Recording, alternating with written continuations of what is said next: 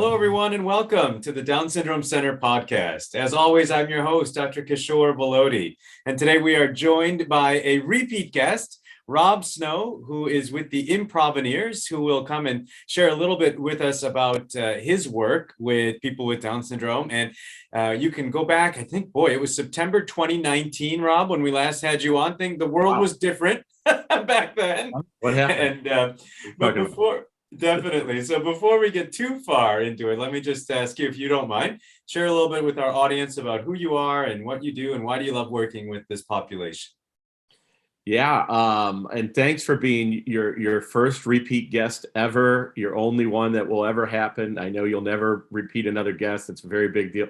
I have no idea if any of that's true or not. It's not, but that's okay. Whatever. Let's pretend it is. No, I thank you very much for having me back. So, Rob Snow, and founded first a nonprofit with my wife called Stand Up for Downs, and the idea of that was just to use humor to advance any causes related to Down syndrome in any way, shape, or form. Basically, we would put on comedy events and raise money for the Down syndrome community in any way we could. And through that, somewhere around late 2017, 2018, I remembered that I had a background in improvisation from Second City in Chicago and some others in Chicago and things. And I thought, wow, wouldn't that be amazing to teach improv to individuals with developmental disabilities? Because if you think about it, what all of this can do is it's just incredible. All these skills that improv builds, which is like, quick and creative thinking and problem solving and focus and attention to detail, teamwork, listening, eye contact, voice projection, you name it. Not to mention a pretty healthy dose of self-confidence. So I thought, boy, if we could do this, that would be really incredible, plus really fun, and kind of stick with the whole idea of humor and using humor. And so we started doing that in 2018, cast the world's first all Down syndrome improv troupe. Oh, this shoulder, as you can see. The Improvaneers were cast, and had a big show in 2019, which you were fortunate enough to attend and see. We loved it. Yes, we loved having you, and then it kind of took off from there. So we last talked in 2019, and well, all this then is, of course, the reason I do this. I think you asked that in your initial question. Why? I have a son with Down syndrome, Henry, and all of these organizations, nonprofits, and just they all start kind of selfishly, I always say, and in this case, I find that to be a good word, which means, we started this for our son. We started selfishly for our son. Like, how can we better his life or make sure that he gets the best life possible? And here's our contribution to that. And, of course, the NDSC, I don't know its original founding, but I'm sure it was started by parents around a kitchen table and going, how do we get the best for our child? So, of course, don't be dismayed by the word selfish, but it does, we start that way. And then, of course, through this, as we built this and grown it, we've helped a lot of people, I think. We've had a lot of testimonials from parents and caregivers and siblings and the participants themselves that have just said overwhelmingly, like, this is really incredible. So it's been exciting.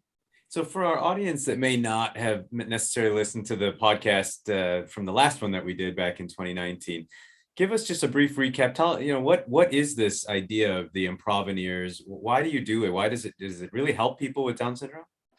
Yeah, and yes, and now I can say, and 3 years after that, over resoundingly yes. And we've put a couple. We've attempted, I should say, some different analytics to this and some different evaluation. We have a very kind of detailed evaluation methodology. We knew we wanted to understand that very question. How does it help individuals with Down syndrome or other developmental disabilities? So we worked with Dr. Anna Espenson she's a behavioralist out of the Children's Hospital of Cincinnati, specifically at the Thomas Center for Down syndrome. And she was able to help me, I told her what I wanted to do, how I wanted to measure, from the beginning of our participant taking the program to the end, a year later. That's not the end of the program, but that's the end of level 1. So a year later, what's changing? All those skill sets I mentioned earlier, how have those changed? So we created this kind of measurement form that we play certain games, every one of our games that we created. And this is why this is not just like, oh, they can go get improv anywhere. This is a very like honed and really structured program where every single game hits on a particular skill set at a particular time, meaning certain games are not going to just be like, we're going to start with games that begin to start hitting that skill set, and then they're going to advance, and we start to build kind of that scaffolding. So anyway, we looked at it, looked at these games, and we created this evaluation form where we as the director or others in attendance who are observing the class can write on a scale of 1 to 5, 1 being they don't know the skill set yet, or 5 is they've mastered essentially that skill set. So we get to rate them during that class, and then a year later, we measure them with the same form again, the same games, and see what kind of improvements we've had. So that was kind of our analytic. And the reason I say why we're probably not complete in terms of the actual quantitative analysis of this is because of the pandemic. Yeah. We only got, from a live class standpoint, we only got so many, first these 10 individuals that you see over my shoulder here, we got them and all of their numbers went up. It was like a 60% increase in their numbers for each skill set. But we just haven't been able to really hit on the live classes for a full year. But the other piece of the measurement that's really important to me, maybe even more important, is what the parents are saying, what the siblings are saying, the caregivers, what the participants themselves say. And in some cases, even what are the managers at work saying? What happens when they leave the class?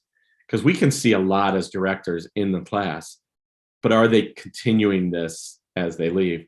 So we've done a lot of Survey Monkey to figure out, what the parents have said, thoughts that they've had, suggestions that they've had, questions. And it is just really overwhelming right now how much they love this. And that, you get a lot of anecdotes too. Like and I encourage people to go on our website and look at the reviews page, but the anecdotes of, my son, really couldn't look us in the eye before, and now he's completely looking us and others, people we introduced him to in the eye. His voice level is higher now, so we can hear him. People talk about articulation. I wouldn't say there's a direct correlation with articulation. I don't want to say that we're speech therapists by any means. But I think our ability just to get that kind of voice projection up, eye contact going, I think it all adds to the communication abilities of the individuals. But like I said, really everything. And what we're trying, this is all about, using improvisation to build these skills to increase in a very big way social, workplace, lifetime opportunities. That's what we're really about. So Rob, so for someone who's not familiar, let's say with improv, so what exactly happens? Like at this show, I can express my thoughts when I saw it. It was just like going to a comedy show, and being able to enjoy seeing the folks up top being people who have Down syndrome, people who are sharing. But what is improv? How does that work? So technically, improv is you're making it up on the spot, right? Yeah. That's the most basic definition of it. We're making things up on the spot. We're able to improvise. So, yeah. And that's essentially what we do. But it goes on to deeper, tenets of it. Like there's yes and. You'll hear this phrase yes and associated with improv a lot, which means if you're on stage with somebody, you're going to agree with whatever somebody's choosing to do on stage, yes, and I'm going to add to that. So if I'm up on, improv is very much a team sport. It's almost frowned upon to be kind of an individualist when you're improvising. So you're agreeing with somebody and adding to it so that the scene can keep going or build.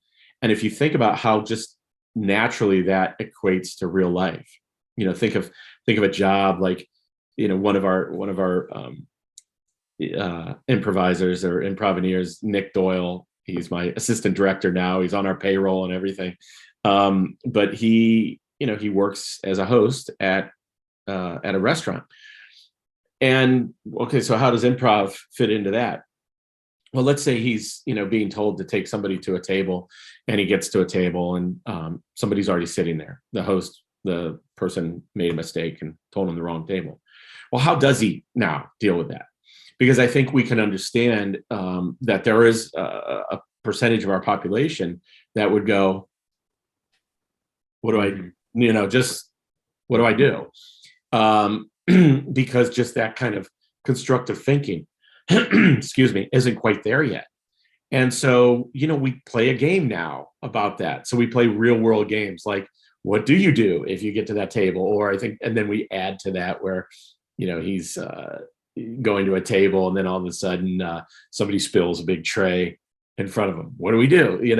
Just like interesting real world kind of things. So we really work on those skills and how do we problem solve and focus and use each other to get through a scene.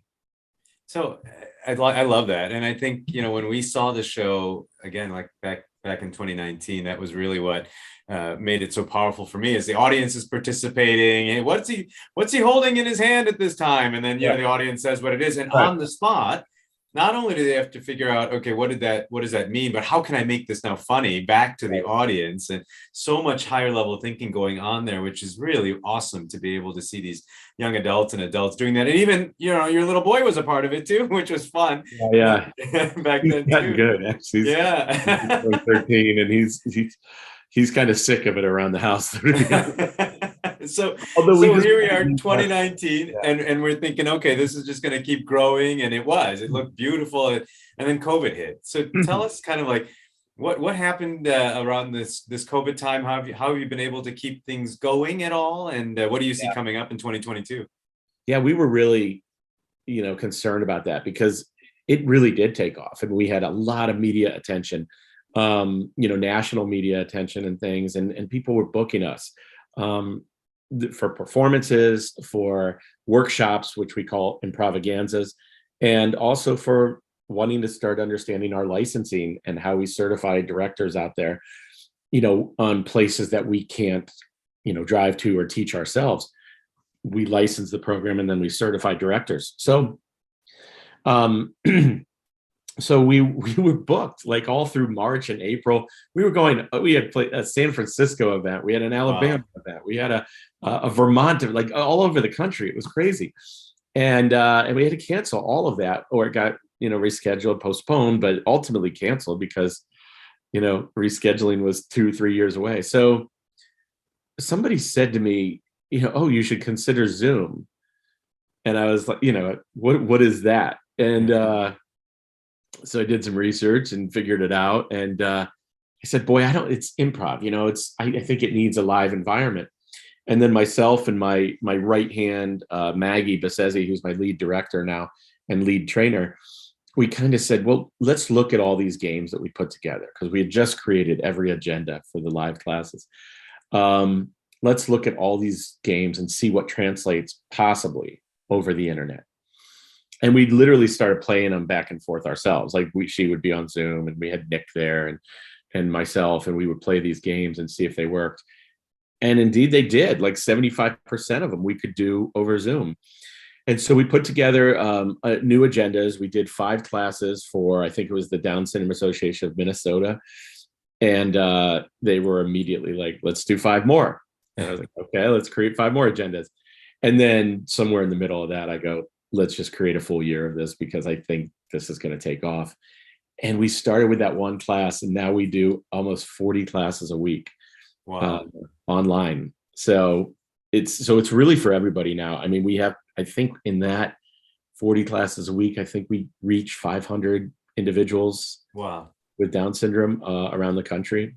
And now we've spread out even into other developmental disabilities. So it's been amazing. So is it going to stay Zoom based for the time being, or do you see in-person things coming back again? We're already back. All right.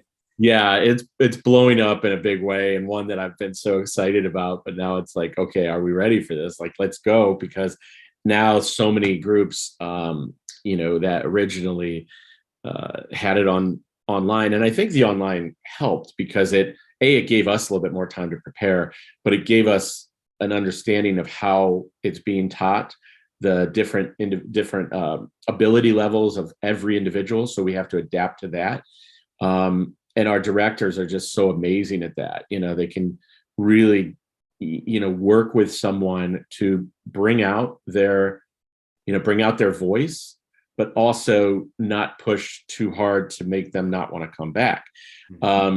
So that's a big part of it. But now we are doing live. I think in Northeastern Ohio here, we are about to start our 5th live class, and that includes youth as well, which is 10 to 15-year-olds. And we have 3 licenses going on right now, 2 that we just licensed and certified. So 3 that are in the training process of this. We've got workshops lined up. We got performances. It's been really incredible. Oh, that's great. And is that information on the website then? I'll share that in our show notes. If Yeah, you can see everything that we do. In general, it's the online, and that's even private stuff too, meaning one-on-one classes or one-on-one sessions, which have become very popular, where parents are saying really direct focus and contact with someone on our improvisation techniques and things. And there's a lot of testimonials on there, and yeah, there's a lot of things that they can get into with this. Yeah. So on there too, will it say, let's say there's a family hearing this podcast and they say, boy, I'd really love for my loved one with Down syndrome to be able to be a part of something like this. Is there information on there in terms of how they would get started with this process? Yeah, absolutely. The contact page is probably the best way just to get started. But I'd encourage people, go through the website, really understand what the program is and what it isn't, and what we can ultimately do for an individual, and how we can build these skills and what they should have, some expectations they should have. But then it lists all the types of programs and even the pricing. We've got our pricing on there, and we also are very willing to offer a free class. You want to just check it out, let's have a free class. Make sure it's a good fit. I think we're at about 100% on the retention rate after that first class, but hey, it's up to everybody. So they got to feel comfortable. Yeah, and I think that's what's really neat about the whole program, having experienced it, like I said myself, the varying levels of speech abilities or abilities to perform or nervousness to perform in front of people. You see all the different levels in terms of people being able to do those things, but yet there's 100% enjoyment from everyone who's on that stage. It is. We didn't really experience, Zoom fatigue like so many of us had, in our day jobs, in our daily lives. Another Zoom. We didn't really get that. We didn't have too much attrition with, individuals being like enough, because I think the interactive nature of it is so big, and the comedy piece of it is so big. I mean, they love listening to each other's responses and laughing. They love up their own responses that they think are going to be funny. And, so it's just really fun to kind of keep being surprised all the time. Well, Rob, I love it. I love what you're doing. And I'm going to go on the website and see where you guys are going to be heading to, because maybe we'll come and see another show too, because that was a lot of fun when we went. Anything you want to just share, make sure we share with our audience that we didn't talk about yet on the podcast? Anything you want to make sure they know? Not really. I just, I can't emphasize enough. Just if you're curious about it, then just give it a try. We've got classes. We can put somebody in an online class almost at any time in terms of flexibility. We really have them throughout the day and into the evenings. We have kind of beginner classes at all times, and even more advanced classes. And there is a progression to it also. They do advance, but it really is. And then the other thing is that parents, this is something that parents and the whole family can be a part of, because we offer what we call home prov, which is homework. after the classes. And so you can sit around the dinner table. I'm not kidding you, Dr. Velati. Last night we sat there and my sons got into so I have a 17-year-old and then Henry's 13 years old. And they got into a big discussion on who knows the DC characters better, the superheroes better. And so I go, all right, let's do this. Let's go around the table, all of us, mom included. I said, let's go. And we'll each name a character. And this is a game we call Quick Think, where you just go around and like very quickly name someone. And you try to avoid repeating and you try to avoid long pauses, So my wife got kicked out like right away. She's like the second round, I give her like the first round. And then I got kicked out like after the fifth round. And then these two went back and forth in the most insane way, like people you've never heard of in the DC universe.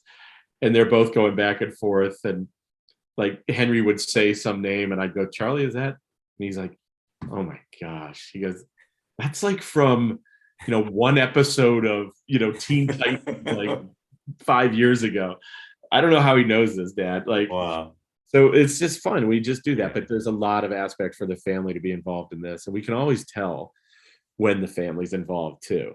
Yeah. And that helpful reiteration, I think, everybody or most people probably listening to your podcast would know that, in our world, that reiteration is so key. Mm-hmm. We can teach it once a week, but if you're doing more during the week, you're really going to get the best results. Yeah. So Rob, what is the website? Like I said, I'll put it in the show notes, but just in case people are audio learners, what's the website they would go to? theimprovaneermethod.com. Okay. So, yeah. Perfect. We will definitely include that. And Rob, thanks again for joining us on the podcast. All of our topics, often they just come from emails that we get from you. So if you have any topics you'd like us to cover, please don't hesitate. Reach out to us at Down Syndrome Center at chp.edu. And we'd be glad to find an expert or talk about any of the topics that you might want us to be covering. And also, I just want to say thank you. And there have been so many people who have been partnering with us in giving to what we do here at the Down Syndrome Center, including this podcast. And for those who would like to join us, partner with us, you can go to givetochildrens.org/Down Syndrome Center and be a partner. Join us, and we'd be glad to have you on board with us. But until next time, bye-bye.